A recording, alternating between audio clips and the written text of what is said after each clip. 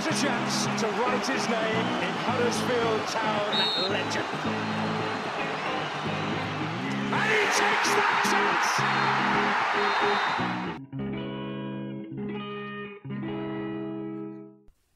Welcome once again to the Andy Takes That Chance podcast. Diving into debate this week, I'm your pod host Matt. With me is Neil and Kosi.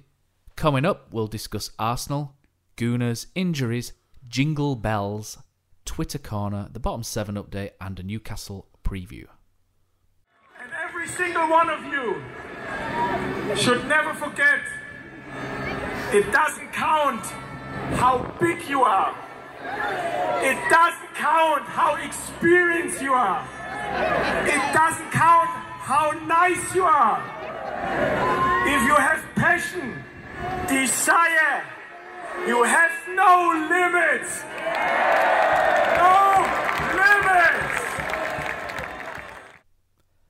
Lads, 3 defeats in a week.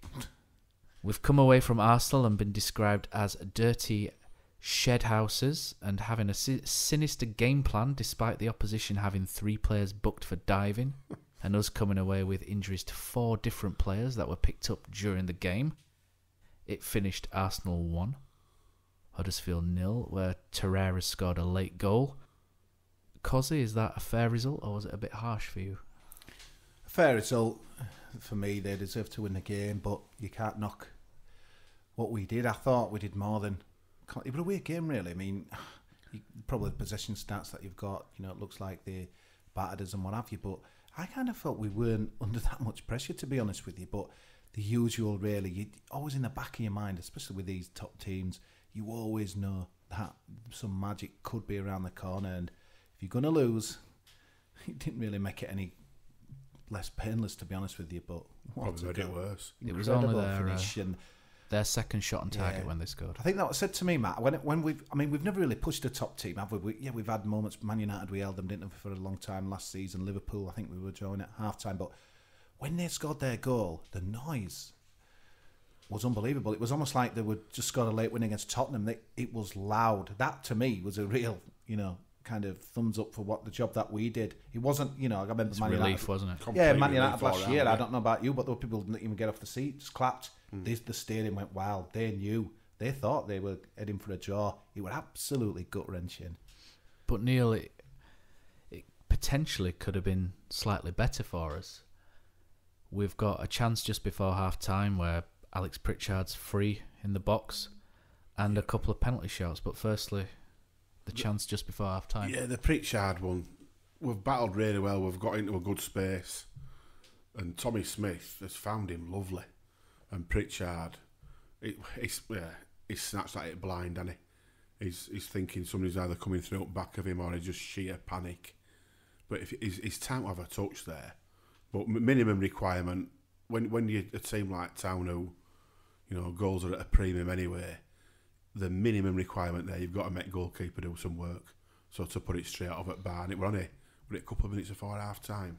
Yeah, so that's at the time. I thought, wow, is he offside? But no, we weren't keeper there. Force a corner or he scores, or that is a game changer for for the second half. It gives you something to sort of hang on to. But to not work keeper at all, it were poor, to be honest. I mean, we had some luck. I thought. I mean, Lacazette slipped where I think we were all expecting the net to bulge. Aubameyang, he'll do that 9 other times out of 10 and score. So. Let's get beyond the offside. We maybe come to later on. Debatable. I thought he, was on. To be honest with you, but you're going to need that. You're going to need that. But it's just you knew that was going to be such a big point, especially going into the the big home games that we've got coming up, and to have it just felt so cruel. And I mean, he added 7 minutes on the end. Was it 7, 8 minutes? But he added 7 and played 6. Yeah, but to me, it just felt. I was just gutted. I stood there, hands in the pockets. The bus was so quiet on the way back, and we're kind of jovial, win, lose or draw. But I think we were all singing from the same hymn sheet. I think it's one of them, to be honest. If you walk away like last season, we went there. We were never in game. We've got absolutely battered 5, but it didn't resemble that kind of game this time. And further it went on, obviously, the more hopeful you come, further it goes. You're nearer to to what would have been, well, arguably best point of the season, if you get a point out of that. You know, these are the top 6, well, the top 4 side, aren't they? Who've just beaten Tottenham by 4 week before. You know, so to go there and push them so close. They scored 2 at Old Trafford as well during the week. Yeah, and it's. I think it's credit to Town. I think how far we've come. I know we keep banging this drum and points don't back it up, but we are a better side than we were last season, and I'll argue that with anybody all day long. But we just obviously have the same old problem at top end at pitch. I think the frustrating thing is it's 3 games in a row where you can kind of argue that maybe if things shine on us nicely, we can get 7 points. You know, things go well against Brighton, we win. Bournemouth, we deserve to win. Obviously, we didn't. Should have beat West Ham. Could have done. And then, again, we could have had easily had a point yesterday. It's just one piece of maybe bad marking or a bit of luck with Aubameyang. And we've pushed them all the way. And the disappointing thing is, if Lacazette scores, it's 1-0. Just before half-time and the game finishes 1-0, you come away thinking, do you know what, we've done all right today. Yeah. We've really pushed them. Last year we lost 5-0. It's just our lack of... It's the late goal which is... that's doing us, to be fair. Yeah, I mean, it was so evident that, you know, Potter, for me, he had a really good game in the fact that he worked so hard. He was doing things, you know, kind of getting stuck into sliding tackles. That he hadn't done for a while as well. But someone summed it up to me nicely, says, Kosi, says Potter, I can't knock anything he's done. He's been absolutely brilliant today. But he did not look like scoring a goal at any point. No. And beating a man, for me, that was so evident. You knew he weren't going to turn anyone and kind of beat anyone for pace. So the Arsenal guys just pushed up, and they were quite happy. Thing. Yeah, again, it's so frustrating because Mounier's there and he's, you know, in the stands and what have you. But I know I don't want to reopen old wounds, but it really made me mad that what happened against Brighton. We're going to miss him again on Saturday. That's a massive sending off, not just for the points we lost against Brighton, but a game like that. He's by far and away our best striker, and yeah, you can't knock what Potter did, but he just doesn't look like scoring a goal. One of the frustrating things about, obviously, we don't want to have too much back to Brighton game, but the fact that lad stayed on pitch after the yellow card, that Balogun, and then, you know, a couple of days later, he's off at bench bagging a goal straight away. And the next game, he shouldn't have even been in there. Yeah. Which probably didn't do us any harm, it was against Palace, but... I think, to be fair to Potter, I think when you're working so hard outside the box, it can be difficult to get into the box. Yeah, but we don't exactly flood players around him, do we? We don't. That's part of the problem, isn't it? Yeah. So it's as well as Potter not looking like he's going to score, we don't look like we're going to provide anything for him either. And Pritchard has done... Pritchard's playing really well. You can't fault his effort. You can't fault his work rate. The lad has got a lot of quality. But the one thing that he hasn't got that you do need at this level to make a difference is pace. And he hasn't got any of it. I'd also throw in his decision-making in right at the last second. Well, there was a chance again on Saturday to get away from his marker. He got played in, and within 5 yards he's been caught up, overtaken, ball gone. It's you know, and that's why we need to be seeing these summer signings sort of pushing for places, you know, and Benza gets that space. Well, we know said, how quick he is. You know, that's got to be starting to pay dividends. It's got to be used. Yeah, we just said before we started recording, didn't we? Can you imagine if Benza had Pritchard's touch? Yeah, it'd be a hell of a player. What a player that'd be, and that's kind of what we're lacking at the minute. We just don't seem to be able to grind out a dirty point. Cardiff, I would class that maybe as that, but you know, yeah, I thought they were more luck than management. Really, they should have won the game, in my opinion. But that's what worries me about this team. But it was the same last year. To be fair, we just weren't unlost. We just don't have, like Bournemouth, grind out a dirty point. We probably deserved it. Saturday, you know, you can say what you want about, you know, chances and what have you, but I don't want people to say we played well, because I know what you're saying there, Matt, but I only heard praise for our efforts on Saturday from some gooners. I didn't look at much at social media, but I don't want the praise. I don't want the praise. I want a point. You know, even a point would do. And you knew it'd give us such a springboard. Honestly, we've talked about the lads bouncing back time after time from setbacks, but if they felt anything like our bus or me on Saturday coming back north, and a lot of them stayed down, they must have been gutted. It was absolute. It's a long time since I felt gutted about that. And I'm thinking, hang on a minute, mate, we're at the Emirates. You'd expect to lose here, but we were so near to something amazing there.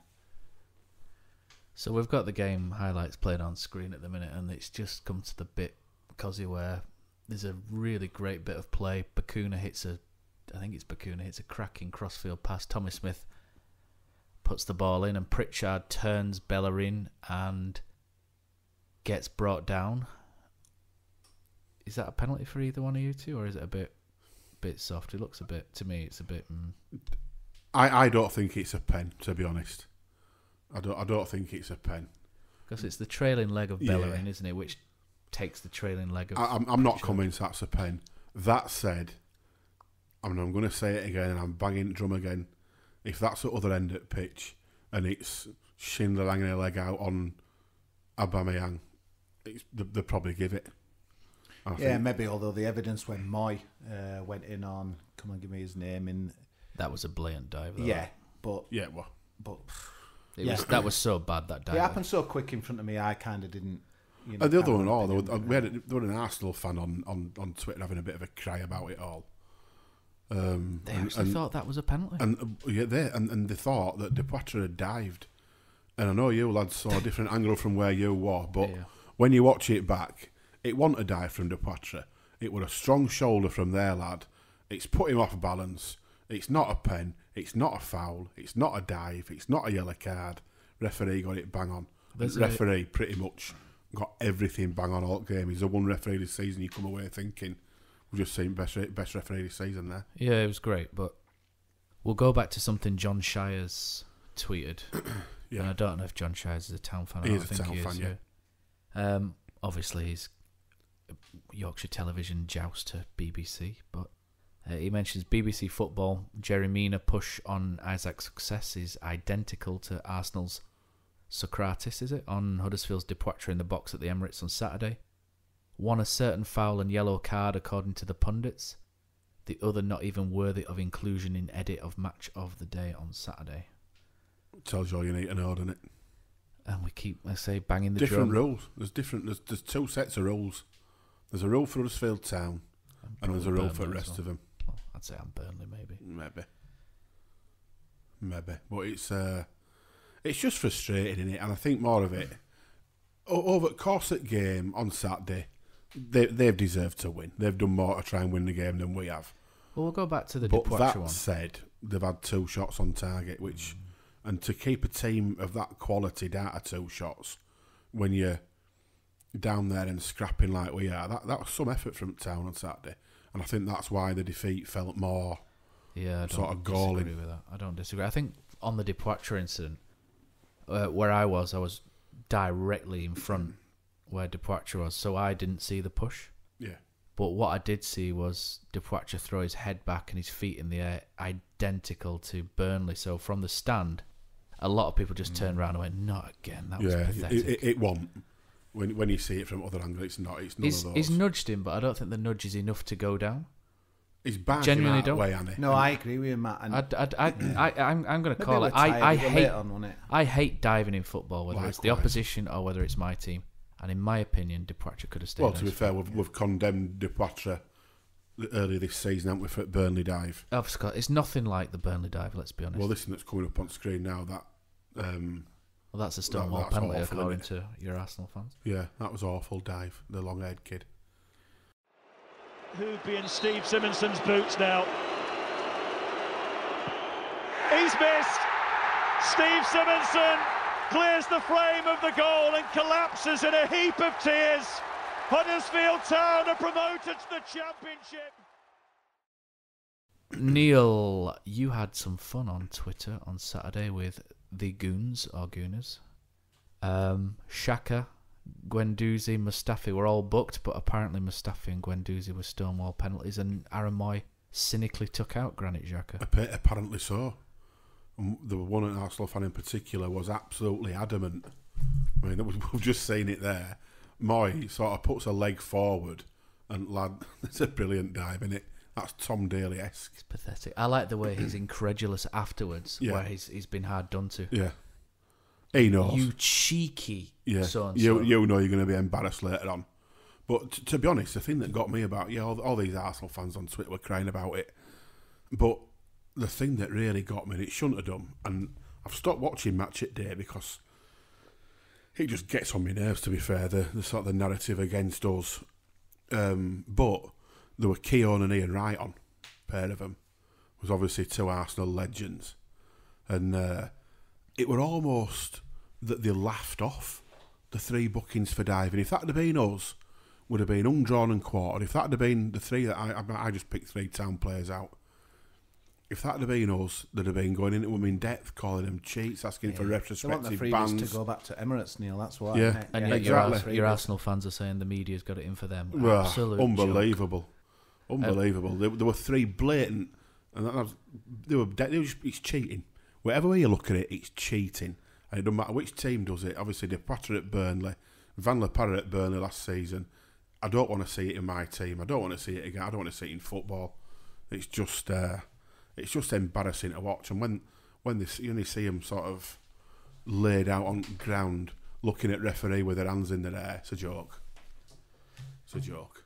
I'm just watching the goals coming up now on the highlights. And do you think there's a foul here on Chris Lerver, which is not Aubameyang? It is the far side. Bellerin, nice. It's soft. That It's not a foul, no. Yeah, I just soft. think it's brilliant play from Aubameyang. That's what he's all about. And It's the one thing he's done in game, innit? That guy, I mean, I must admit, I don't watch as much Premier Football as probably a lot of people, but that today, people have been telling me he's been brilliant for a lot of the season, or just, so... He looked all right, apart from when Moy maybe glanced him in the face and he went down like he'd been shot in the face. Yeah, but that's the thing, though. Pathetic. It's just that cutting-edge options and stuff like that as well. Like, just, our lack of speed just so frustrates me, especially when, we thought we'd put that to bed a little bit in the off-season. It's so frustrating because hard work is the minimum in the Premier League. You need brains with speed, though, Kosi. That's the problem.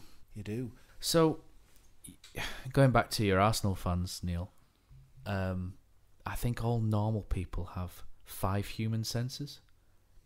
Can you name them? I'm sorry, I shouldn't really do that. It's very unfair, isn't it, to put you on the spot? Yeah, I'm not. You've got sight, hearing, smell, taste, and touch. I think obviously these top 6 fans must be. School science lesson.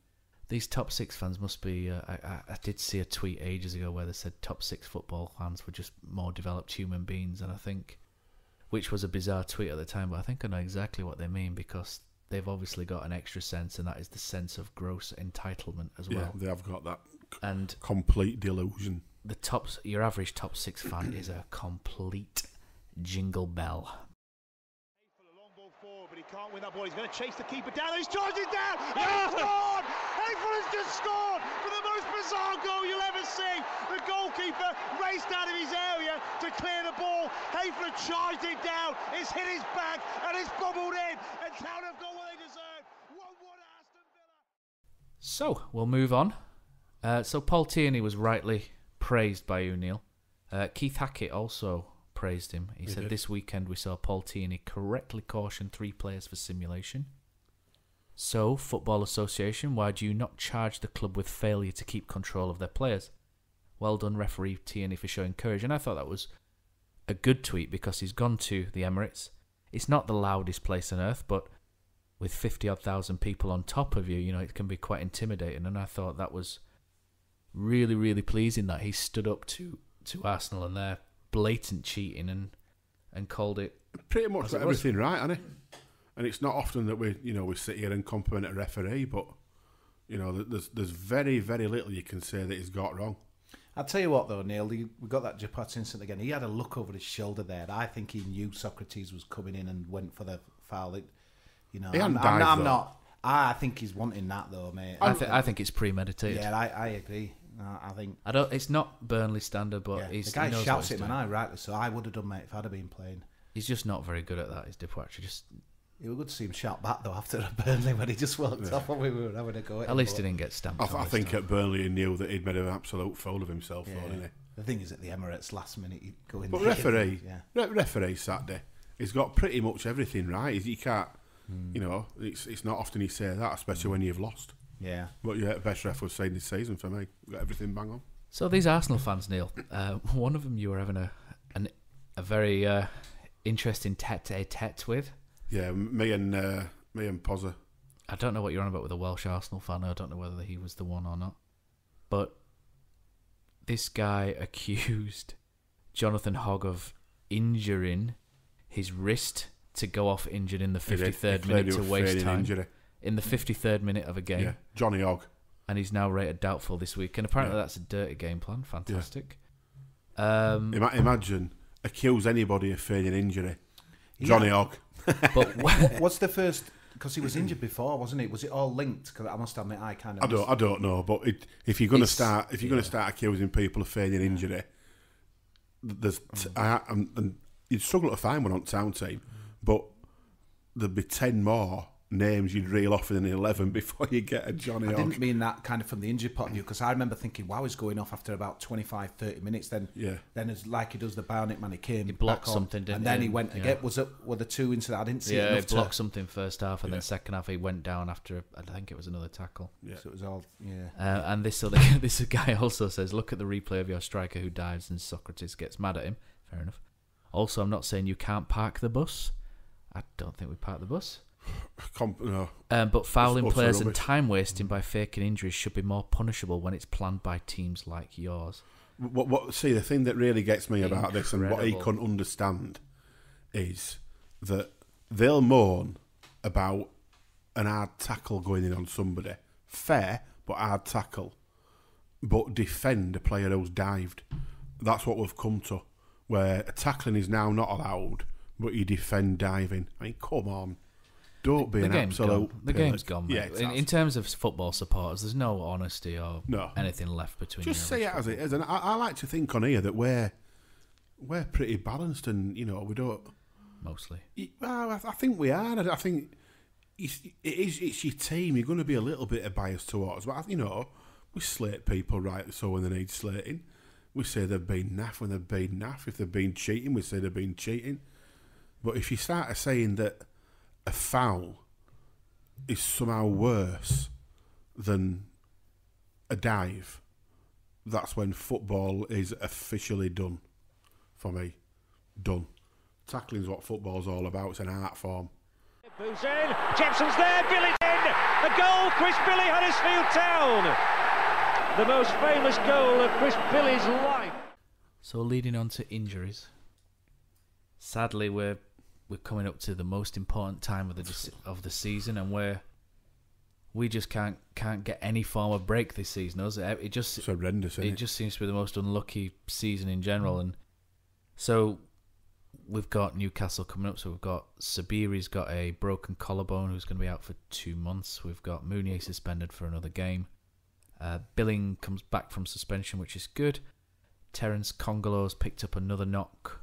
He's always injured though, Terence, it always turns out, so fingers crossed. Aaron Moy is a key one. Tommy Smith actually had a really good game on Saturday, and he's gone off with a hamstring injury. Tommy Smith's had a couple of great games. He were cracking at Wolves for me. Yeah, that could be another month out for Tommy Smith. Yeah. And Jonathan Hogg is rated at 25% as well. Oof.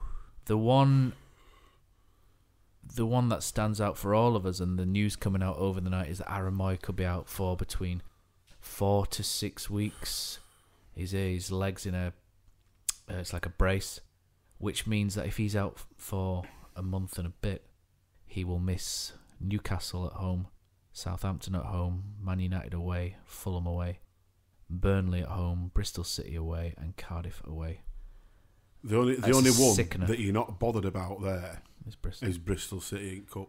The thing is, we're going to miss January. And he probably want to play. Well, yeah, we're going to miss most of January anyway. But he's going to miss it as well. He's going to miss most of December as well. He's been playing so well. I thought he was outstanding against Saturday. For me, he's been one of the form men in the Premier, in my opinion. Unbelievable, he has. And just, you just want to run against, no offence, but Liverpool away, Man United away. I know we've got them asked, but you'd rather him miss that, yeah, definitely. It's just, it's absolutely good. And I could not, honestly, I saw that, you put the tweet out to me last night, Neil, about 10 of midnight. I was just trying to go to sleep. I was absolutely sick. Yeah. Because you know that we need to be... Well, why should you sleep if I can't? Yeah. Man, yeah. It's if anyone were trying to engineer something going forward on Saturday, he was the man. And well, let's be honest. If you look at that list and the percentage of chance we've got to play in, the lowest one's Moy, who looks like he's got no chance, Og and Congolo. I'd say that pretty much any town fan who's picking team on Saturday, they're within the first 3 that you're picking. With Schindler, right? Oh. Yeah. But if you're putting team down, Schindler's brilliant, but Congolo's his best defender. and you'd have Moyanog without any shadow of any kind of doubt. Yeah. So to be without them three, to be without one, you'd be a bit gutted. To be without all three is not short of. It's awful. Don't forget, we'll hear all about Rafa's. If we've got 3 out, he's got 33 out. And he'll have more out. He'll have more absolute rubbish in his press conference Friday. Expect that to come, but you're absolutely gutting in. What a time for it to. I mean, obviously the club's not announced anything yet, but there's too much being said. I mean, where did you hear that, Matt, about the boot? I mean, I only saw the. He put a picture on his Instagram, didn't he? Yeah. Oh, has he? Yeah. Come on, you're Instagram king. You should have said. I know. I've been working hard today, but it's wow, it's a real blow. But it's gutting for him because, to be fair, as much as we don't want him to go away in January, because let's be fair, he's our best player. No, there's no conversation. He is our best player. Adam might play as well. Generally speaking, play well. We haven't played good without him. No. I think the big problem, obviously, is we know. But for him to miss for his country a big tournament, just taking the towny bit out of the equation, that's gutting for him and all. I mean, there was no one else, to be fair, when Bakuna came on, but wow, it was surreal, wasn't it, to see him again? We last saw him at Stoke. He actually did all right. Yeah. He actually did all right. So, do you think it'll be him on Saturday? I don't know, but Williams is going to start. Phil Billings obviously free from suspension. Not much creativity there, is so, there? but I think you've got to. I'd be tempted to switch systems, Well, to be honest, I don't really care what he does. He'll have something worked out this week. I like the system we've been playing because our best 5 or 6 players are pretty much the 3 centre backs and the 3 centre mids. Yeah. If we don't have one of those centre mids, we can possibly get an extra attacking player in there against Newcastle and Southampton, and maybe try and get more support for Depoitre and. But I think how Wagner will look at it, and how any manager would say it is, to be fair, somebody else missing out. It's a chance for somebody else to come in and do the thing, innit? It's. Yeah, I mean, I saw. And if that's Bakuna and whoever else coming in, I think Matt will read out a few tweets in a little bit because it was some interesting stuff. But we've moaned about the fringe players kind of not getting a chance, not being involved and stuff. Is this a time? Well, he's got his hand forced now, Neil. Do we have to change something to get? We'll find out, won't we? Yeah, I mean, 2 o'clock is going to be interesting on Saturday when he's not going to tell anything out. in the press conference. Is David Wagner? Is no, all cards. He probably won't even mention who's fit and who's. Well, to be fair, last time we all expected to rock up. What game was it? And they said Congolo wasn't going to be playing, and lo and behold, Congolo's playing. Brighton match, so he's almost liable for a bit of a knock. His Congolo, isn't he? I think the more All seems to rock up. Nothing were evident on Saturday. I must have been. I can't remember seeing him limping. He's probably took a crack and played on, and it's. Yeah, maybe. For as much quality as he's got, he gets stuck in. He's not a shirker in any shape or form. What I'm clinging to is I think he did something what sounded similar last season. Yeah. And I think he ended up in a protective boot or something, and then he was back within a week or 2. Yeah. The thing what's the concern? It'd just be a bit of a gutting if he misses 2 weeks for us. And then jets off for a month to Australia. That would be galling, wouldn't it? It shows how much they rate him. And he's their best player, isn't he? He's their best player as much as he's ours. But I heard people say again on Saturday. Rogic, if you listen to Celtic fans. Yeah. On Saturday again, people are mentioning, this is the one thing that I just don't think people get. The window. Forget the window. We will know. I mean, you can bolt the Cardiff game onto that, Bristol, whatever. We will probably know by January the 12th where we're headed. We haven't got time for windows. We've got to find a solution with what we've got. Yeah, it couldn't happen at worst. These games are absolutely massive for Huddersfield Town. To me, the window could be too late. But I'm not against rocking up on Saturday and seeing Bakuna and Benza starting. We've signed these lads. They're there. They're costing us money. They won't be on insignificant wages. It's time for them to show now and stand up when some big players are going to be missing. It's up to them now. They're in squad. They're there for a reason. And if they're starting on Saturday, whatever happens, you expect fans to get up and get behind them. There'll be a few whinges, as there always is. But just, whatever 11 we put out, Saturday is probably the biggest game since Chelsea away last season. 100%. And it's, it is as big as it comes. It's because if they win Newcastle, all of a sudden there's a bit of a gap and it's going from bottom 7 to bottom 6. And, you need to keep as many involved there as possible. No, a win for Town Saturday is huge. To be honest, Neil, they're not coming in great art anyway, and kind of moved on to a Newcastle preview. But obviously, Wolves, kind of got that late winner. There's, as usual, dissent against, the board. They didn't play well against Everton. I watched that game; it was incredible. Everton didn't win, so we're not playing. They never really play well. I don't think. You what? They never really play well. No, They always look. But Benitez, they're all ideas. Yeah. Benitez has got this just cult status with fans. He gets away with murder. But if he is as good as people, I mean, he gets it with media as well. Media drool over him. He's a spin doctor, Neil. But if he's as good as Newcastle fans and media say he is, surely he should be getting a better tune out of those players that he's got. It was hilarious seeing moaning about the VAR on Sunday, with the guy. He had a point, but what about last year? Kennedy, absolutely. But let's not talk about that. Referee. He's very selective on when what it he likes fits. to. Well, Kennedy did the same thing against Arsenal the week after as well. I'm revved up for Saturday. I really hope everyone else. I think players will be bouncing on Saturday. I do. It's gotta be. It's gotta be. One thing a system change will do is if we do start playing with more wingers such as Mbenza, it'll bring to the forefront whether Van La Parra is going to be, whether he's going to be involved, whether he's going to be involved, or whether he's part of the plans going forward or not. It's a really I can't see it because if you look at players who are getting picked at a minute in front of him, just looking at the bench, obviously, and Benza and Kachunga and Sobe, that's 3 in front of him already. I'd say Kachunga's there as probably as a striker if Depoitre and Mounier go off. Yeah, possibly, but he's played most of his career for Town as a winger, so you got to assume that he will be in front of. And Benza seems to be the go-to winger, doesn't he, at the minute? Yeah, which I haven't got a problem with, but 5 or 10 minutes here and there, if lad is going to get in and start doing it, you've almost got to bite the bullet and say, right, here's 6 games, crack on, shirt's yours. Show us what you've got, and because bits and pieces here and there. Footballers, we all know you play as a player. You can't get going with 5-10 minutes here and there, home and away in different formations. And I don't think it's helped any wingers that we have changed formation since they've all come. Yes, so it's they'll have learnt one way, and I know Wagner has this thing about doing a lot of stuff, sort of classroom training as well, doesn't he, as well as on the pitch. It's such a big game for Depoitre. He ain't going to bag. Obviously, Saturday, the effort, the work ethic, you couldn't knock. But let's be honest, lads, Mounier is ready to come back. Then probably someone in January, in my opinion. But although you can debate that, this could be Depoitre's kind of big moment, really, and that as well. And I just hope we can create. Well, to be fair, whatever he does on Saturday, Depoitre, score. If he doesn't score, there's absolutely no to show. Southampton week after, Mounier walks back in. Barnes with the flick, Johnson with the turn, Johnson with the goal, and the game turned on its head. Wasn't it great to see him in the away? Cracking on it. I know people say he's here to score goals, whatever else. Yeah, I get all that, but sometimes you just got to give a bit of need character. credit. Yeah, you need a bit of credit where it's due. You need quality people as well as quality footballers, and he's a top man. He's Mounier. I think he's great. He could have been quite easily sat on a beach somewhere for 3 or 4 days, or even just back in France with his family or whatever. He's chosen to go to that game, travel down independently from the team, getting in with away fans, singing his head off. Brilliant, and that is what Town are about.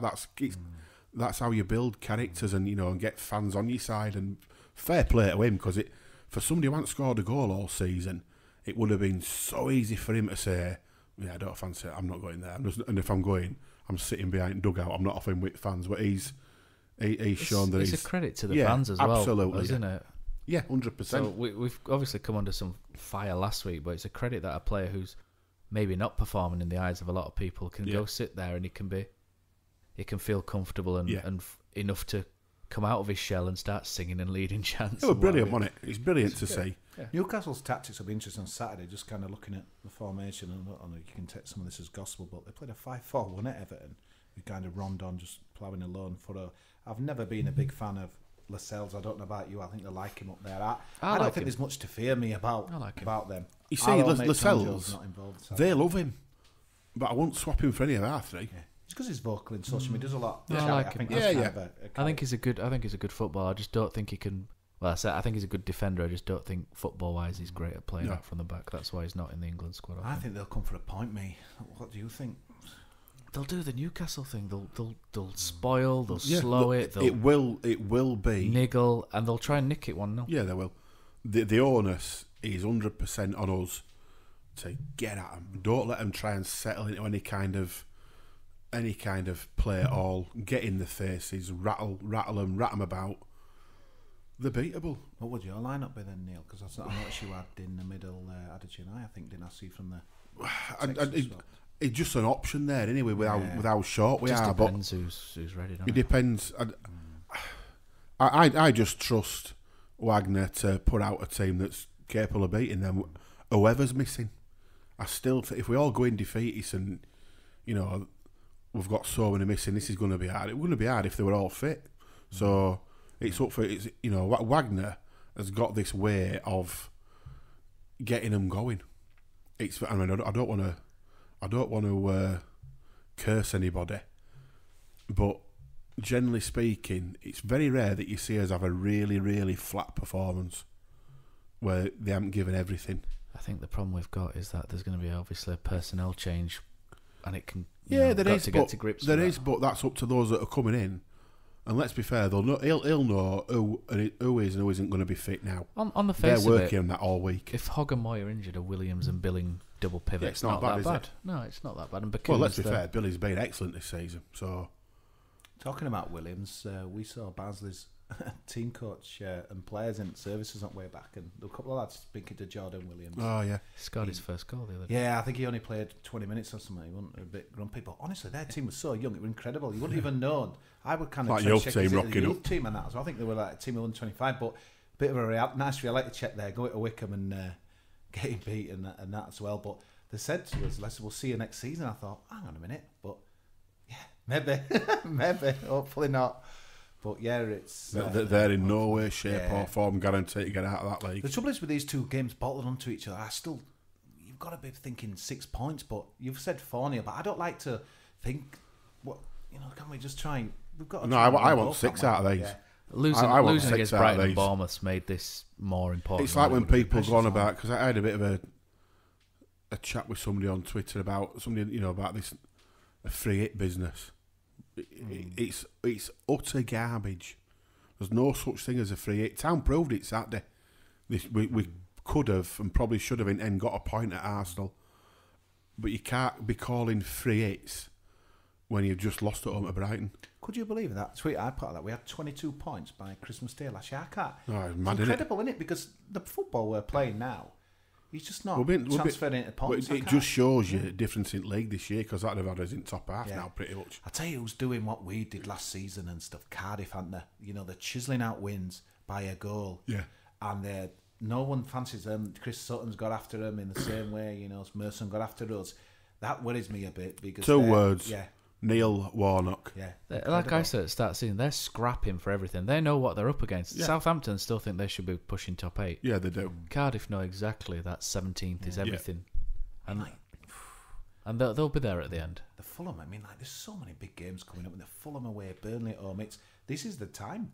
Cardiff, forget about January. For me, when we walk out of Cardiff, mate, January 12th, we will know if it's going to be a long. These are periods. This period now is as important as we've had in this last couple of years. I'm going to be dramatic and say this could be one of the most important periods in our history because without a shadow of a doubt. Because we are a striker and maybe another attacking player away from being a decent side in this league. And if we go down this season, all that will unravel. Whereas if we can just see it through and get one, then we could easily be the team that people are talking about. 22 points would have us joint 9th now. What we had this time last season. Yeah, it's just incredible. But I think I looked at, I don't like comparatives, but I think the table on Christmas Eve that I looked at last year, I think the 4th bottom was 17 points. They're kind of out of the danger zone and that as well. So even obviously if we win kind of both before Christmas, but it puts us in for the fight with obviously big trips to come, and it's. I'm still enjoying the Premier League. I'm enjoying it a bit more than last year. The fact that we look threatening. I feel that we're in the game more than we are. I'm still frustrated. We're not turning up anywhere apart from odd game like Watford and getting done, are we? No, There's only been... We're competing a lot better. Yeah, we now. are. We're a better side. Yeah. We are But we've got 100% a 10 better points. team. Yeah, it's mad, innit? It's just crazy. But when you look at the rest of the league, how tight it is, we should, and we've said this before, we should be adrift by now. Yeah. With 2 wins, we should be adrift. 2 wins and a striker hadn't scored a goal before Christmas. Yeah. I mean, know that's we're plateaued madness. in that as well. You notice Tomin's got a goal. Someone said to me on Sunday, why don't you try and get someone like, shut up, man. Nah. There's such a difference between the divisions, and there's a certain side not too far away from here that will realise that if they do go up. But anyway, it's another show podcast. Touchwood, touchwood, touchwood, touchwood. Town play down the left and Moyes stayed onside. Here's Mounier! 2-0 Huddersfield Town on the opening day of the Premier League. In the stands on Saturday, Kosi, my favourite Christmas song got sung last Christmas. I Gave You My Heart. The very next day, You must have been somewhere different to me. he gave it away. So this year, to save me from tears, I'll give it to David Wagner. Had another airing. Didn't catch on massively, sadly, but it's a great song. And It were very loud at Watford last season. seeing as we were winning. Probably true. Seeing as Laughing it's December, I think we're going to change our feature and we're going to have a Jingle Bell of the Week.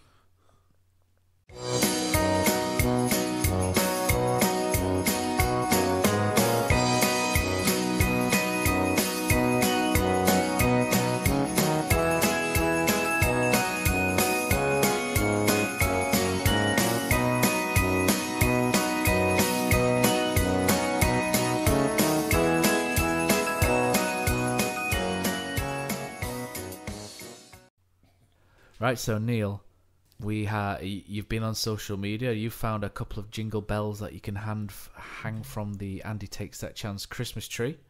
There has been some absolute belters, to be fair. Very good. One particular, I'm just trying to find his name because I've written it down after then being Is a it bit Simon Jeffers by any chance? there's that one. There's quite a few, isn't there? I'm going to go the Arsenal fan, but yeah, let's go this one first, which was a Sheffield Wednesday fan. And we've not had a bit of a ding with them for a while, have we, since we put them in the place in playoffs? So just to say it, so they're talking about sacking their manager, aren't they? Yeah, they are. Okay. And this one chap, Simon Danny Jeffers. How do you get Danny from Simon? I really don't know, but at Simon Jeff 1867, he has tweeted this little gem.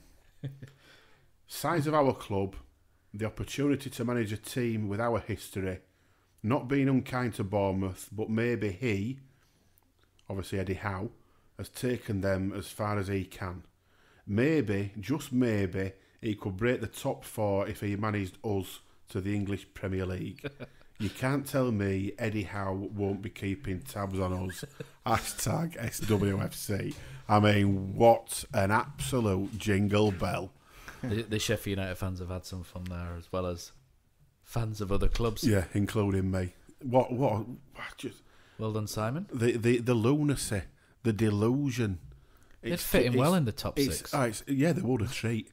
But to think that Eddie Howe would even contemplate leaving Bournemouth anyway, but going to Sheffield Wednesday. I mean, come on, Me son. and my mates, we call them Leeds Light, because obviously Leeds thought they were going to get Carlo Ancelotti Leeds Light, at the start of this season, but they ended up with Bielsa, so maybe it wasn't so bad. But yeah, so he's a contender. Another contender with an Arsenal fan that we've spoke about him earlier on, the Whopper, who claimed everything that referee got on Saturday was wrong and whatever else. So, but he doesn't deserve another mention, to be honest. But And then there is one particular guy who, I don't know if it's a bold thing, I'm sorry, Kosi, but not aimed to you, but maybe it's a mainstream media lack of follicles, lack we've of gone brain to one cells that's like a thing. bauble, haven't we, this week? It's a barbell end, yeah. It's got to be Danny Jingle Bell Mills. What an absolute bell. He's put this thing on some website where he's It's a betting website I'm not going to even give we'll credit go there. to. Cause But the piece he's put on is about bit of a sort of a rundown on each Premier League team a little brief bit on sort of what they've done so far and what they need to get where they want to be. He said, we're certainties to go down. This is obviously Huddersfield Town. Certainties to go down. He says, and they need a goalkeeper, 2 centre-halves, 2 full-backs, 2 central midfielders, 2 wingers and 2 strikers. So basically, an all-new 11 to play a 4-4-2 that we never play. Nice little Englander comment from him. What an absolute bell. Mate, the guy's a joke. I watched so much European football, it's a bit disturbing, but he will pop up at a game. He done no research, nothing. Zero. And he'll I don't know, say if it's like Galatasaray, it's always an intimidating place to come. He's got nothing else to offer. He actually put in this piece that a club close to me. It must be just geographical. In other words, he lives near Leeds. I think he lives in Harrogate. What an absolute pillock. Yeah. To say that we need a full 11 is just... he almost doesn't deserve this award because it's just utter weaponry. Or as I put on Twitter, it's just complete bellendery. It is, yeah. Absolute satchel. Yeah. So, yeah, he is our jingle, and I'm going to say it, our jingle bell end of the week. Not the size of Sheffield Wednesday. I'm hoping that you're going to be sitting there and mentioning about Rafa Munn and about referee next week. I'll think of something. We'll get something out of Rafa for next week. Hopefully. He's also, a whinging sod and all. Also, if you got a present from Steve Mooney, I'd love you to tweet. I saw him handing out shirts, but I don't know if it was just shirts. Yeah, I heard that, but proper official shirts.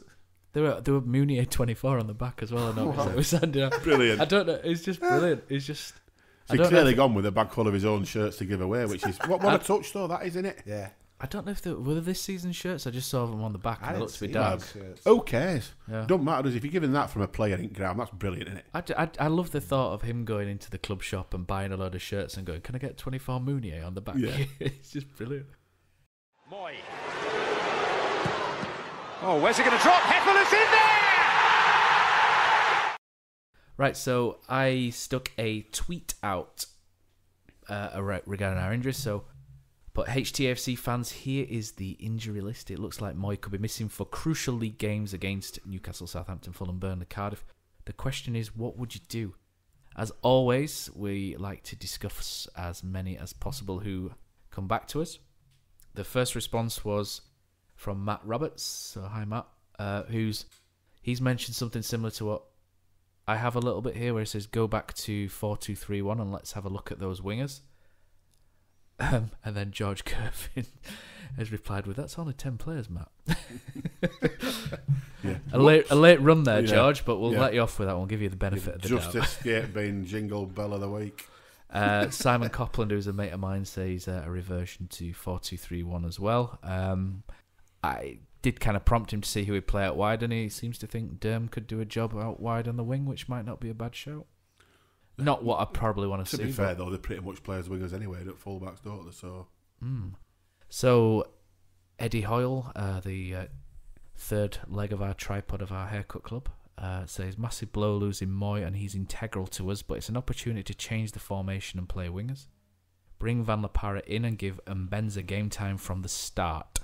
Confident Wagner will galvanise the situation and we'll be fine. #haircut club. I love it, Eddie.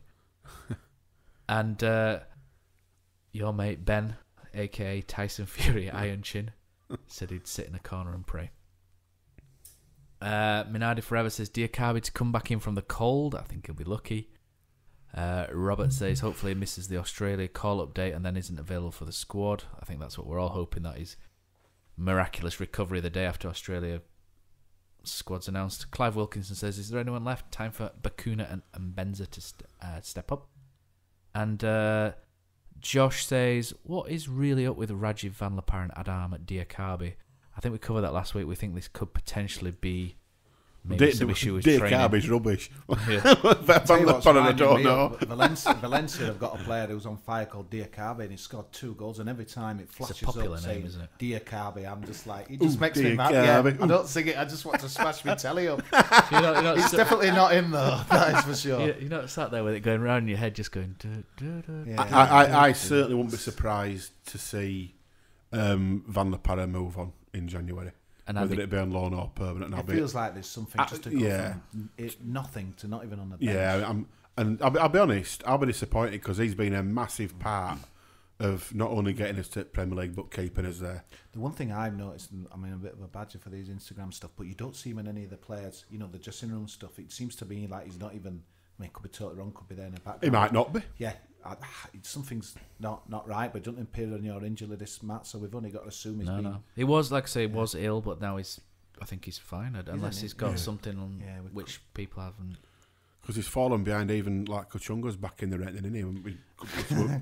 One of my favourite photos a mate of mine had his little lad snapped with Van La Parra canal side. I don't know why I'm telling this story, but it's just so strange. He actually had a baseball or a snapback on, and he had a door knocker on top of his hat, and it's with tassels. It's one of the strangest things I've ever seen in my life. I just want to knock on his head and go, is anybody there? Could you maybe pass a little bit? I shouldn't laugh at Kachunga, but all the YouTube boys haven't got an Instagram account, I don't think. But I do, yeah. One of the things that's always amusing with Kachunga, it's almost like he's got a company doing it. Whenever the Huddersfield plays, like Huddersfield versus whatever. Yeah, he's all flashing lights. All these mad gifts, isn't he? Yeah, and he put his pictures of now resulted. He's like used to show him in a shirt, and now it showed him in his warm up gear on running up and down the touchline now. And last 2 games, bless him. But I suppose he's a great lad, isn't he? Yeah, he's sending a message out that he's still up for it. He's still fighting, isn't he? His attitude's brilliant. Yeah. It's what you need. Him and Mooney are just players like that are what you need to stay up. Attitudes like that. Yeah, he's got previous against Newcastle. Get him up front. Come on. There's a long way to go this season. A long way, and a lot can happen between now. To be fair, a lot can happen between now and Christmas Day. With 2 games that we've got, they're absolute bangers, aren't they? Really. Oh my word.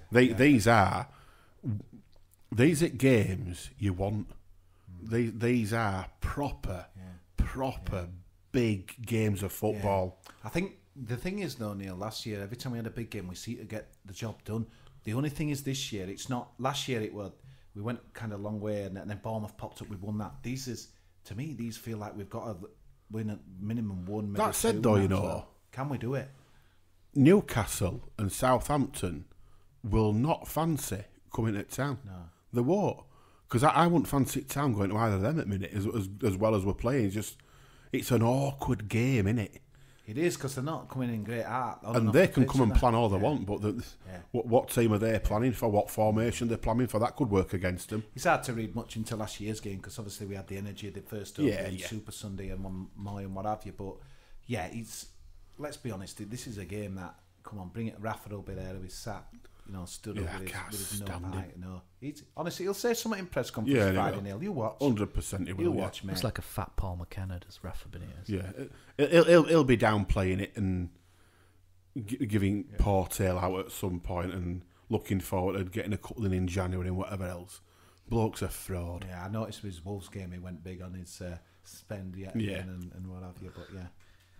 So just to finish off from that particular thing, so Malky from New York says, Yag's going to be some inexperience out on the field on Saturday. How do we replace Moyhog?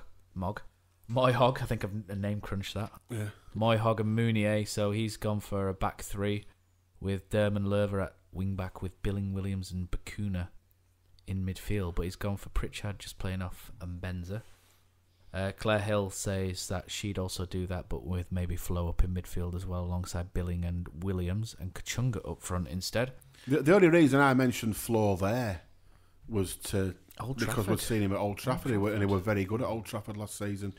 But that said, if you've got 3, Billing and Williams are going to start out there. If Ogg and Moy out there, Billing and Williams 100% will start. And then it's just the other one. And I certainly would not be surprised now, after his decent shows of sub, to see Bakuna in there. No, good luck to him. And you mentioned there the tweet there, I'd change it around the experience. There's a chance for a hero to be made. There's a chance for a guy to be an absolute legend. The Christmas feel-good spirit. He could be the difference. He could make himself a shirt for the rest of the season. I'm kind of excited for some of these other guys now. You chucking and Benzer in there on Saturday.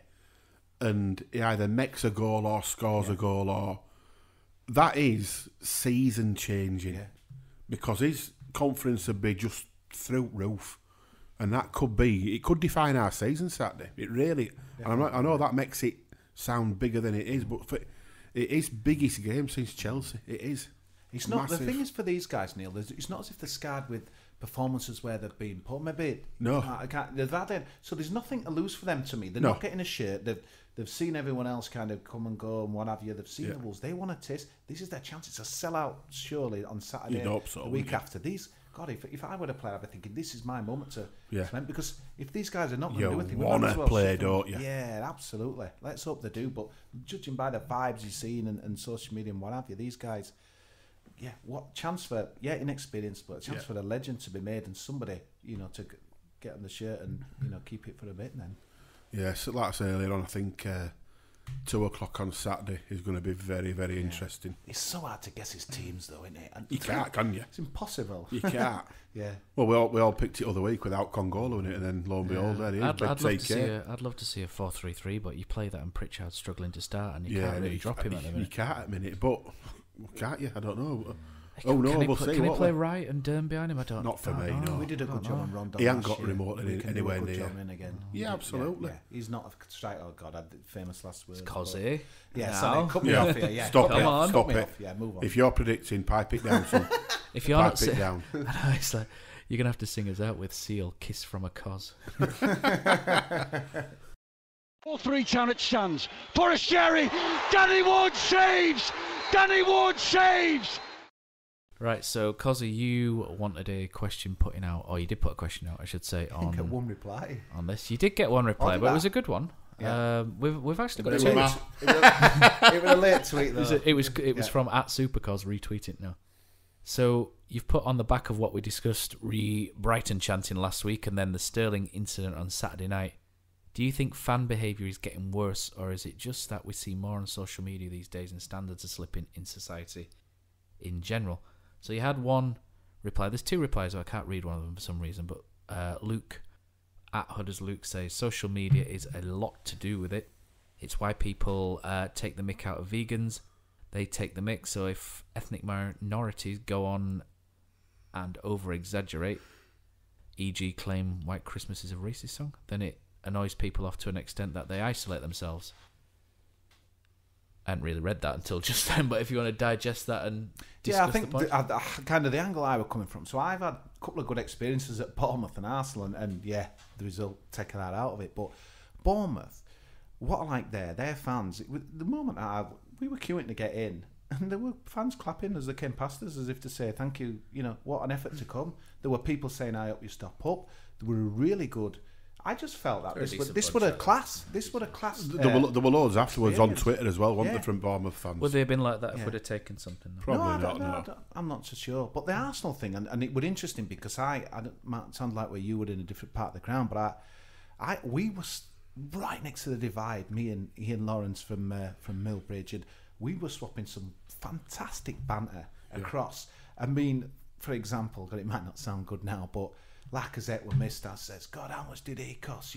We've got guys like worth 50 pence who can do that. And then when Aubameyang did the same, and they were like, then the one guy shot across, he's worth more than yours. In fact, he's worth more than Huddersfield itself. And that's when we were laughing. And then we were saying, we can't understand what you're saying and that as well. And like they were saying, where from?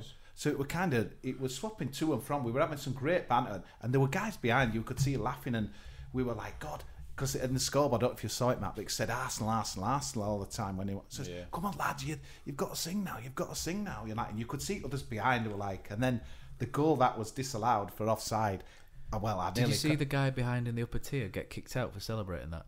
No, I didn't. I saw a bit of that. He stood up and got kicked him out because he was standing up. But then there was another guy. I was getting it. He was like, mate, you there? Because he turned around and he was going mental because a lot of them didn't realise that it was disallowed. And he turned back. I say, mate, you there with brown hat? You there? Come on, mate. You know you want to smell it. Want a goal? I was really turning him, knowing full well what had come. And they gave us it back when they scored. But at the end of the game, I said to him, I said, Ian, that were brilliant. My day was so much better from stopping that banter. And we actually, and God, this is not going to go down well with the people who don't like the happy clappy, but we reached over and we were like high fives. We were like, good luck rest of the season, lads. I really enjoyed that as well. And I thought it added to the afternoon. I don't think there's no wrong with that. There's no wrong with that. But then you see that just about 2 hours later, and I don't really want to discuss kind of the Rachel side of it, but for me, and I see this a lot, so I put the tweet out. The guy, I see so many people now, it's almost like they need to go to an anger management club. The rage, their faces. Alan Shearer made a good point. It's just like, to me, obviously we'll find out what they said, if it was racial, what have you, but just that, grown men, 40, 50 years old. Yeah. It was absolutely disgusting, Neil, as well. And he's tried to come out and say today that he didn't actually say what it's been portrayed that he'd said, but even if it wasn't, it was still bad enough with the rage and whatever else they were portraying. At the mouth so I don't know. You know what? I can't even condone it if there's been. It wasn't even like Sterling had done out to antagonise them. That's just it. I can you can't condone stuff like that. But if there's been a collision or some history or what have you, but the guy's just going and get the ball for a corner, and he's just like, it's absolutely disgusting. And the worst thing about that, Neil, and I said it at the time, if there hadn't been that storm created on social media, there would be nothing done about it. No, there won't. Nothing done at all. I don't understand why people take such a dislike to Raheem Sterling. I don't get what he's done wrong. People see him as a bit of a. It's because the Daily Mail he's been wrongly targeted because he was deemed as young and flash with all his money, but it's his money. It's his money. And at the end of the day, all that is from other people. It just screams out bitterness and jealousy. Get over it. If he wants to go and spend £3 million on buying his mum an house and putting in, probably a bloody awful kitchen, but it's worth silly money and his mum likes it and he's enjoyed doing it, so what? Okay, it's his money to do what he wants with. I mean, I'll be after Charlie Austin like the next kind of person probably next week and that as well. But there's a limit to what you can say. But again, another thing that depressed me, and you can say, well, it's a derby, whatever, but did you see them toilets at Port Vale at Stoke? They were absolutely disgusting. Yeah. That is absolutely disgusting. What's going on? Imagine going to deal with that when it's your under-21s playing. Yeah, it's just incredible. It's clear to me that most of them people, they won't bother about under-21s. Everybody loves. Don't get me wrong. I've done my fair share of screaming and vessels popping out in any neck, screaming at opposing fans and whatever. That's part of football. It's part of growing up in a football crowd. But there's a limit to what you say.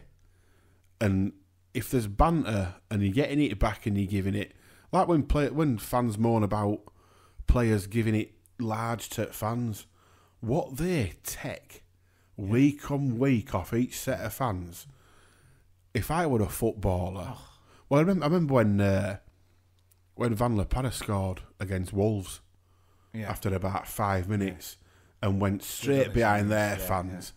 And if I'm a Wolves fan there, you're frothing. They're frothing, but if you've given it all warm up, all through game up to then, you're opening yourself up for him giving it big licks. And I don't have a problem. If we're doing that to a footballer, I ain't got a problem with any player coming and giving us big cups. Well, the one I remember really well, Neil, going back a few years now, Dean Winnass at Bradford. I remember when we were absolutely dire, Dave Murphy and what have you, and they beat and he scored, and he proper taunted us. And there was some town fans getting proper rash, but I just, hang on a minute, mate, we've just been absolutely abusing him for like the last hour and stuff like that as well. I guess that, going back to the tweet, if a few thousand fans in a corner of a ground can't take it back off one bloke after they've all been crucifying his parentage and whatever else, come on. I think what's bad Get over it. Just kind of finishing on that tweet, Matt, I think the guy makes a good point in the fact that you're seeing stuff now on Twitter that you kind of shock. Well, it kind of doesn't shock you now. Something like, I hope you die and I hope you get. Do you know? The sad thing is, it's horrible. Matt, a lot of this has come about with social media. But why should we be surprised though that it happens in a football ground here when we see it day in day out on social media? So maybe I shouldn't be shocked, but I am shocked. That guy were about 50-odd-year-old though. It's like 60. Well, he's 50, 60. Come on, mate. He's had his season ticket took off. Apparently, he's lost his job. Good. Well, look, good, exactly. And you know what? If that video hadn't gone bad, they wouldn't have done. They wouldn't do you think, Kosi, do you think it's actually getting worse, or do you think it's just been scrutinised more because there's more TV cameras and more? I've noticed, and I don't know if it's just the intensity of the Premier League. I've kind of noticed a different kind of. I know your atmosphere's been lauded and what have you in the last 2 seasons, but I've noticed a different. I don't know if it's the rage on the referees or that they are done by a bit and stuff, but I've noticed a big kind of explosion of people. Instead of judging just kind of something on its merit, it's almost like just trying to get the anger out. I saw it as much as I were praising the That was Arsenal. us last week. As much as I were kind of saying I had some good back the Arsenal, I saw further down, and people who'll be listening to this might have seen it, but I don't know what was going on, but there were a man and a woman in the Arsenal end over the divide, and there were some town fans, and it were really going hammer and tongue for about 10-15 minutes. They stood up, they were pointing, they were gesturing, there were stewards getting involved, and I'm just thinking, it's a game of football here. Yeah. It's just like, what is going on? I think where that bloke's let himself down, that Chelsea fan, apart from obviously the incident, in his own defence that he's made of himself today, he's actually said, I couldn't quite believe what we're reading. He's actually said that he's sat in that seat for years. He always gets angry and whatever else, and shouting and bantering and whatever else. He said, so surely if I were racist, I'd have been caught out for it before now. What? There's fans in front of me near the South Stand. What? I mean, that's Jingle Bell territory, isn't it? Yeah, there's fans in front of me in the South Stand. I again, you live your match day experience how you do, but I see people coming in with agendas and stuff, and that guy, who was that young centre back at West Ham? BBC for a start. Was that young centre back? Oh, at West Declan Ham? Rice. Yeah, Yeah, there got was a booed. guy who It was was going like- absolutely mental. Right, boo, boo. I'm like, I would die to think, mate, what's going on here?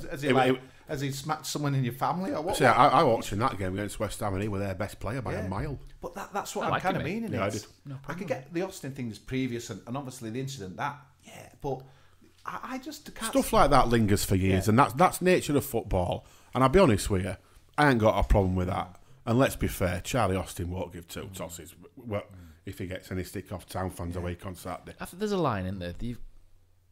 Of course there's a line. I think what it is, Matt, you asked me, has it got worse? I think in the Premier thing, and I don't know whether it's just, there were people having a go at Kane when, I don't know what it is. I don't know whether it's just because they've seen these people on telly over the years. They maybe not like them for whether, because everyone seems to have a second club, even though Let's be fair on Harry Kane. He got clapped off last season. Yeah. And this season, he was a completely different player. He was throwing himself all over the place. Yeah. I think that wound a lot of people up, his antics on the day. But you normally get the ex-Leeds players, and we've seen it throughout the years or what have you, get the stick. But I've noticed this is like it's just really random. It's just like this. The rage. Rice one was bizarre. This rage, yeah. Bizarre. And I don't know, we run about McLean. We can kind of see, we can't condone it, but why? But yeah, so suppose, I just don't know how you stop it, Matt, because it just depresses me that on Saturday. I don't think you do stop Humphrey it. I got that video that had gone viral or whatever, then the guy had still been stood there. I don't think you do stop it. I think it goes on. I just think it's getting called out more now. To be fair, I think it's always gone on. Chelsea have got a lot of form for this. Starting with the captain. Well, look at the train Not so long tube since. incident in Paris as well. And then there's that in Paris, so it's not like it's breaking news. It's a one-off thing at Chelsea. They have got form, and what I find sad about it really is that if you look at Chelsea's team, arguably their best couple of players, barring Hazard, black lads. We look at Kante. Kante is amazing. Top class. Amazing. Willian, top class. So I find that weird. the daft thing is that people lose their inhibitions in a football ground with stuff like that. I think they're safe, don't they? Yeah, as well, in a bubble. There's no way that they go and scream, or you'd hope they wouldn't go and scream at somebody in the street like that.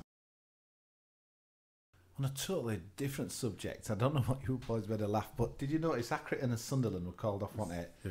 But there were tweets like 2 o'clock from people who were saying there's no way that game should be on. There were like puddles and stuff, but they played 75 minutes and it's, yeah. There Really. were a mate of mine I was talking to last night who he had a bet on this, and it was part of his spread bet, and he's missed out on about £1,000 because they didn't pay out on that result. Ball goes over the byline. Kachunga leaves it. Smith scores for Huddersfield Town. 3-2 Town. Kachunga left it.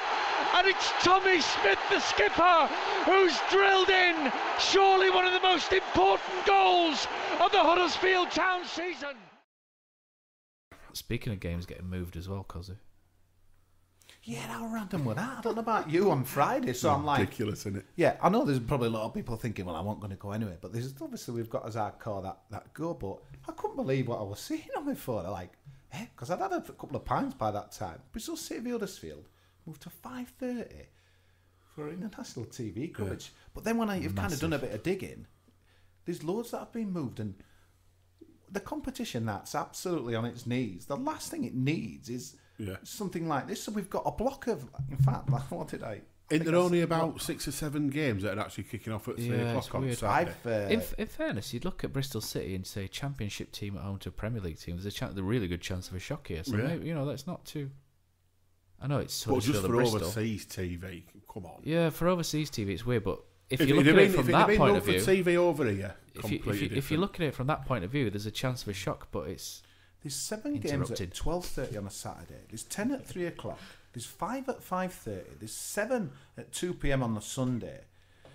But then when you scratch beneath the surface, everyone who's involved with these 5... if you're involved with a 3 o'clock game, you get £6,700. If you're involved with a Friday on a game that's on at 12:30 or 5:30 or 2 o'clock, you get 50 grand each. So the FA, I were kind of a bit of a loser, but I was looking at a website. They're almost like bringing up the money side of things and that as well. If we get through, we get another 135 grand. So basically, they're 50. But the thing is here again, all they've done here, it's the fan who suffers again, isn't it? It's the everyday, bog standard, me and you football fan that it gets stung. Let's be honest, most of football clubs, apart from the ones that are really low down, the money in the early rounds there it's inconsequential. Money for teams in Championship and Premier League especially, it's not going to be any groundbreaking level of money. It's just they're just crap kick-off times. They're just a number less crowds there than before, weren't they? Well, Preston North End v Doncaster Rovers Sunday at 2 o'clock. I'm sorry, but no. Well, doesn't say QPR Leeds has been moved as well on it for overseas TV. Town Bristol's about 6 or 7 being moved for it. About 50,000. Garbage. When the it's utter garbage. It is, but I can't believe it's a block. And I tell you what makes me laugh. I've got my rant. I'll go. You've seen some of these early rounds where they've got Clem and what have you, they're interviewing their manager during the game and that. I bet you any money they don't do it at any of these Fulham. I bet they don't do it to Ranieri. I bet they don't do it to not to Bielsa and that as well. No, because there's different rules then. Well, I'll tell you what, if I were a manager on one of those sides and they're coming to ask me on touchline, they'd get short shrift. Yeah. Because the last thing you want to do at any level of football, down to Sunday League level, you don't. If you're involved in a game, that game is important to you at that time. Not talking to somebody who's stood here. And you've got Clem and all. Sod off, Clem.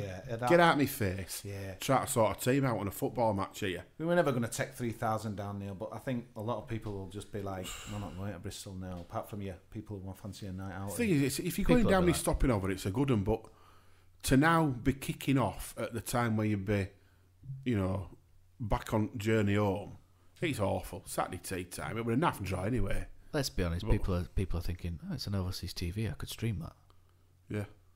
Never mind 3.5 hours in a train. What's this you're talking about? Train or bus or whatever. Pass. HTTV. It's the only place to watch the game. I don't think you can. You can't. No. You can on Sunday. Sorry, Radio Leeds. Sorry, Johnny. Yeah, Noggy. Yeah.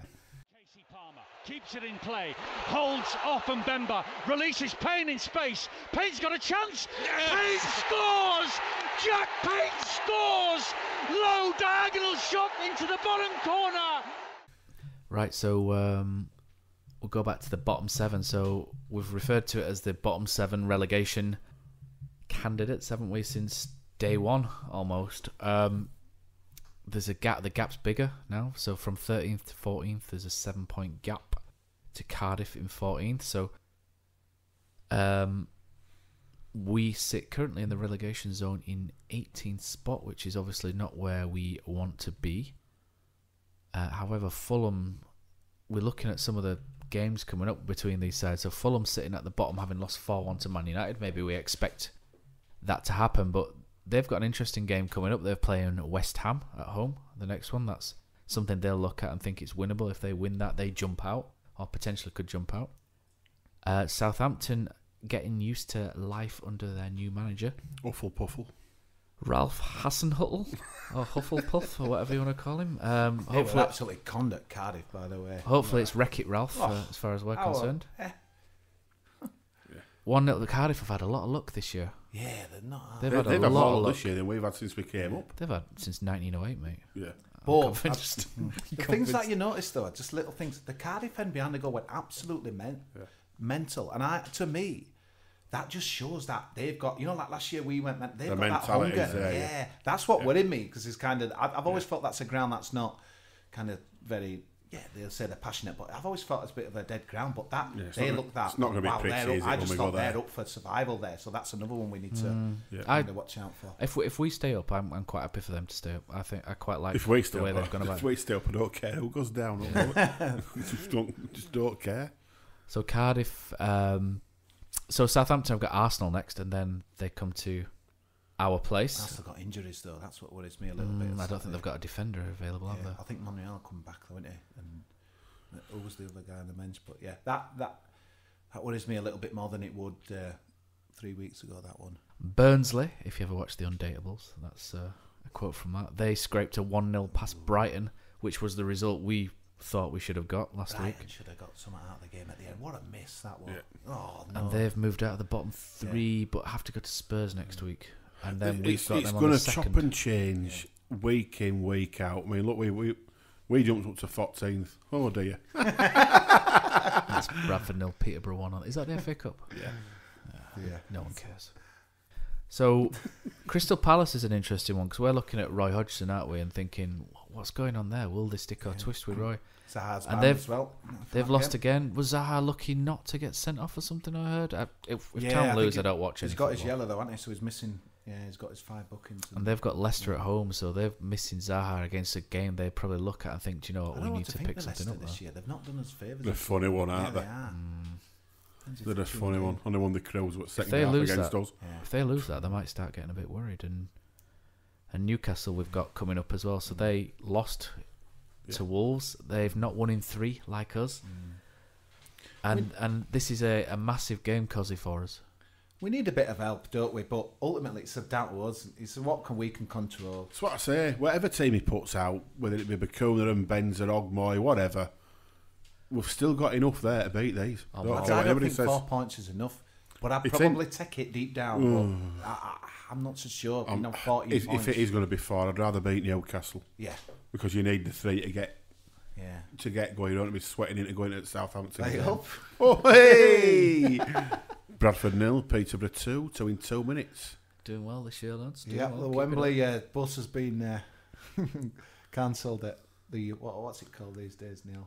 Open top. Yeah. They're just reversing it back in at garage. Yeah. No, I'll be proper up for Saturday. I'm right looking forward to it. I can't wait for Christmas Saturday, mate. Time. Mistletoe and wine. Hopefully the wining's from Mr. Benitez. And I just want him to see. I want to see an opposing manager crying about some horrible decisions that have gone against them, just for once. Usually crying about things that have gone against them, which were fine. Yeah, which were fine. It'd just be nice to, Town to get a goal that's offside, a jammy penalty that probably shouldn't have been. We need something that's blatantly lucky to try and spin it a bit round here. And Saturday will be an ideal time to start that, won't it? It will be, and tickets still available. We're doing Sean Jarvis's job. I don't think there'll be many, will there? You'd hope not. Like I say, biggest game since Chelsea. Now, Darren Bullock. It's the last penalty. And if he scores from this, they are through to the final. And Huddersfield are there. Darren Bullock is the hero. Okay, so Newcastle going into this game. I'm not sure what's happening with John Joe Shelby. He was down as injured earlier, but he seems to have disappeared from the injury list. So DeAndre Yedlin's suspended for this one, which is good. He's a quick fullback. Isaac Hayden could be back. It's 50-50. Fabian Schär is back from suspension. Cardalo, who doesn't get the team anyway, is back. Jamie Sterry, who I've never heard of, is injured. Federico Fernandez is injured, and so is Florian Lejeune. There's no about him that worries me. There's nothing about Newcastle that worries me. It's Town that would worry me. We don't score enough. But be a good battle in the sidelines now because their fans will come down average it. They're very noisy. Yeah, they will. I will. So be a good sing off in the south side. Do you remember last time they came and we outsung them, so they accused us of piping playing chants through? I think a lot of them a lot of them didn't realise there were fans in the same stand as them, did they? Do you know, I think it was they were going through a stage in the Cowshed Lawyer where they had the megaphone, didn't they? And I think that was it. I think she thought, and for some reason they all took it as gospel that was happening, and they're still banging on about it to this days. But you won't get any more. You won't get many fans more stupid than them. So. No, Got to deliver, boys, up the town.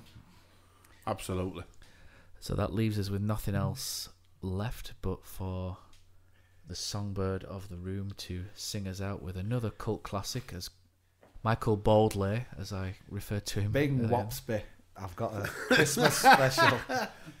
I'm dreaming of a Depoitre goal, just like the ones I used to know.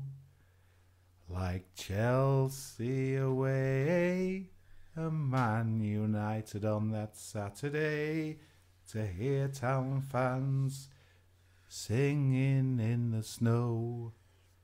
The end.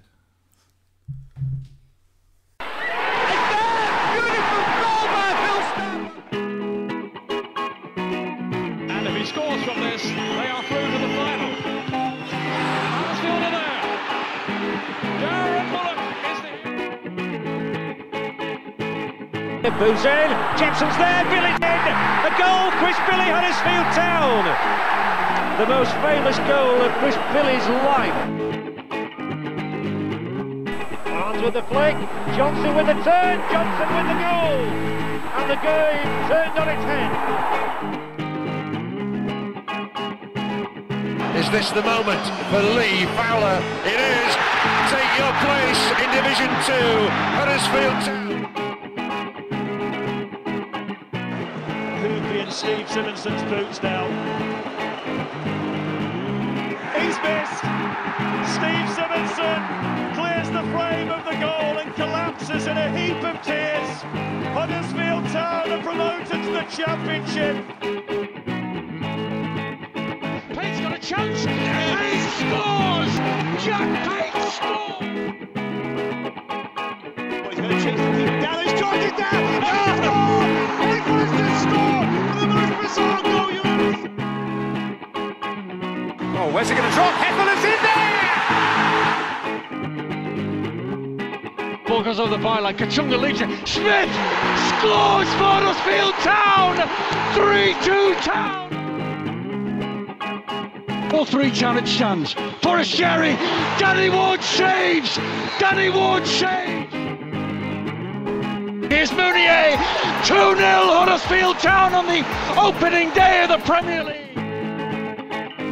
Lindelof misses his header, De Poitre's in, round De Gea, 2-0 Huddersfield Town! Christopher Schindler has a chance to write his name in Huddersfield Town legend.